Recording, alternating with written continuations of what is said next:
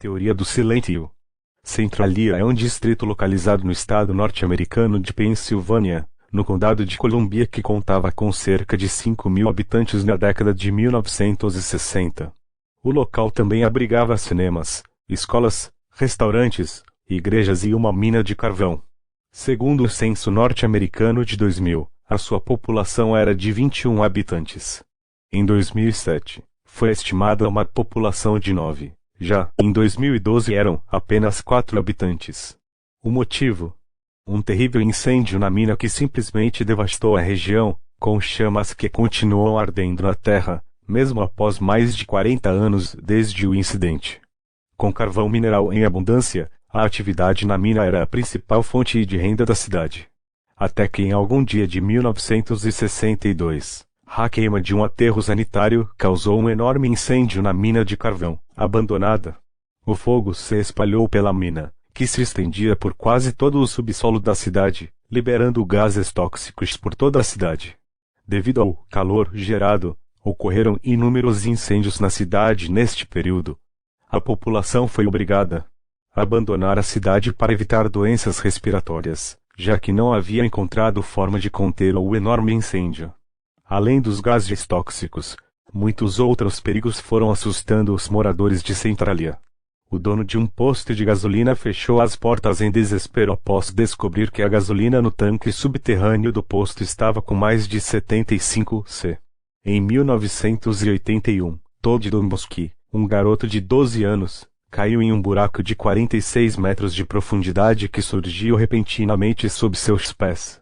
Só foi salvo graças a seu primo, Eric Wolfgang, que conseguiu retirá-lo do buraco rapidamente. Foram medidos níveis letais de monóxido de carbono, além do vapor quente neste buraco. O garoto relatou que sentiu-se como se estivesse caindo no inferno.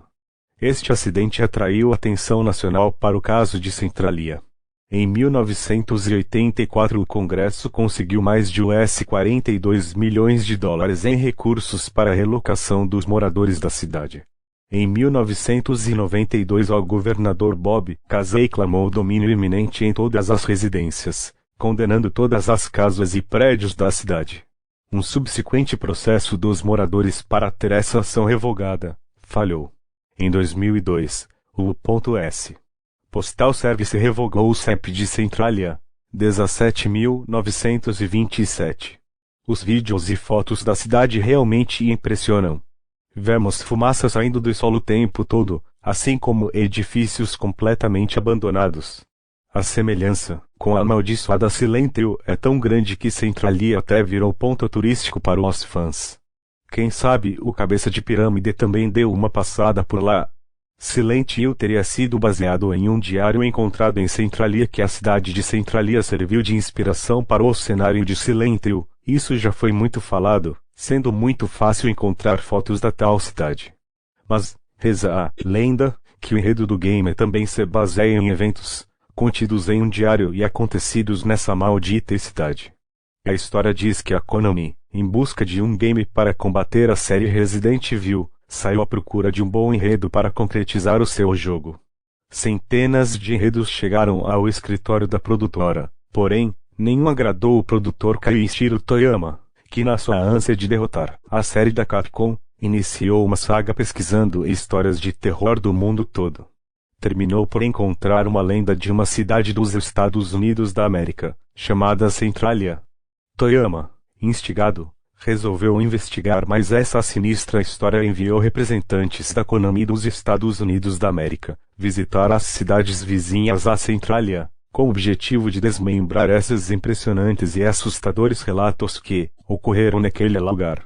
A investigação rendeu muitos frutos, entre eles, um diário, comprado pela bagatela de $10.000 de um dos moradores do distrito de Ashland, J. Salmanson, um comerciante que confessou ser de um parente desaparecido, morador de Centralia em 1960. O diário era um caderno de capa dura de couro, bastante velho e desgastado, com as letras H. Manson marcados no canto inferior direito da capa. O diário, segundo um dos membros da equipe de Toyama, que preferiu ficar no anonimato para evitar um possível processo, Relatava histórias terríveis e assustadoras que atormentaram toda a equipe de produção do game, até mesmo os mais incrédulos. Um pouco diferente da protagonizada por Rin no primeiro game, o diário expõe as preocupações de um pai com sua filha menor, frente aos acontecimentos sinistros que estavam ocorrendo na cidade. O diário ia de encontro com as lendas locais, que a equipe da Konami recolheu junto aos moradores das cidades que rodeiam Centralia. De acordo com um anônimo, ex-membro da Konami, o diário tinha mais de 354 páginas datadas. Mais de 132 delas eram, apenas, acontecimentos rotineiros, que Manson registrava. O diário é continuação de um outro diário ao qual eles não tiveram acesso. Tudo muito tranquilo, até que algo de bizarro começa a acontecer na cidade e então os elementos tão marcantes vistos no game começam a aparecer nas palavras de Manson.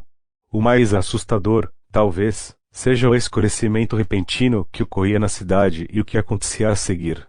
Manson conta desesperado em uma das páginas que, em certo dia de agosto de 1960, 17 ou 18 de agosto, a cidade simplesmente ficou completamente às escuras. 11h45 da manhã. O sol sumiu e os moradores não sabiam o que havia ocasionado tal fenômeno. Manson era uma pessoa muito religiosa e temeu o pior. Percebe-se em seu relato que o mesmo pensava que se tratava do fim dos tempos. Agarrou sua filha e correu para dentro de casa, permanecendo quase todo dia e noite dentro de um pequeno santuário construído em uma das salas da sua casa. De lá, disse que ouviu gritos o tempo todo e um grande temor pela sua vida e de sua filha. Quando a luz do sol surgiu novamente, Manson narra que saiu às ruas para verificar o que ocorrera. Enfim, descobriu que muitas pessoas, entre eles vizinhos e parentes, simplesmente desapareceram. As autoridades locais tentaram abafar o caso, apesar da insistência de populares querendo explicações lógicas para o evento.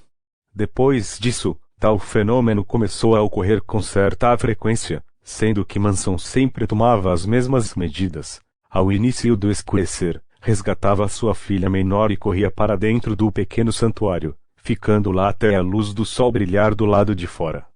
Manson fala, dias após o início desses eventos, que irá se mudar, que não suporta mais aquilo e que as pessoas estão desesperadas e o número de desaparecidos estava crescendo, enquanto as autoridades lutam para que a história seja restringida ao olhar do público da Pensilvânia. Manson suspeita de magia negra, conspira contra o xerife, contra o prefeito e todos que desconfia. Uma das partes mais assustadoras do diário, a penúltima página, é um relato de Manson sobre algo incomum que ocorreu durante a repetição do evento sombrio. Quando começou a escurecer, 21 de abril de 1961, por volta das 10h32 da manhã, Manson faz o mesmo procedimento, corre e pega sua filha que está no quintal de casa nos braços e se esconde no pequeno santuário. Atordoado, Manson diz que rezava quando escutou a voz de um primo, na porta da sua casa, grunhindo, parecendo um pedido para abri-la. Seu primo havia desaparecido em um desses macabros acontecimentos meses atrás. Manson fica na dúvida se abre ou não a porta. Resolve então espiar pelo vão da porta do santuário. A sua porta parece receber golpes do tal primo, tamanho era o tremor que apresentava. Manson, preocupado imaginando que não é o seu primo que está na porta, decide sair do santuário e dar uma espiadinha pela janela da sala. Foi o seu erro. No lado de fora estava o seu primo, no entanto, não da forma como o conhecia. Ele era uma criatura completamente retorcida, parecia estar amarrado como uma espécie de metal que perfurava e atravessava diferentes regiões do seu corpo.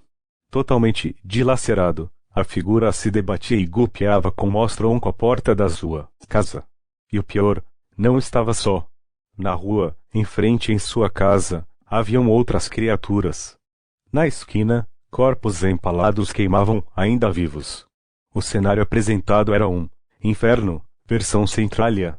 Manson ficou tão assustado que desmaiou de imediato. Acordou com sua filha beliscando o seu rosto. Manson escreve a sua última página dizendo que está muito doente, que há algo estranho, que não consegue esquecer o que viu e que tema não consiga salvar a sua filha desse fim. E aparentemente não conseguiu. já que de Manson e sua filha, nada mais se sabe além da última página do diário. Segundo o autor da acusação anônimo, o diário ainda existe e está sob o poder de Toyama. O autor também fala sobre a superstição de Toyama com o diário que virou uma espécie de amuleto da sorte para o produtor. Se gostou do vídeo, se inscreva no canal para receber mais vídeos. Falou!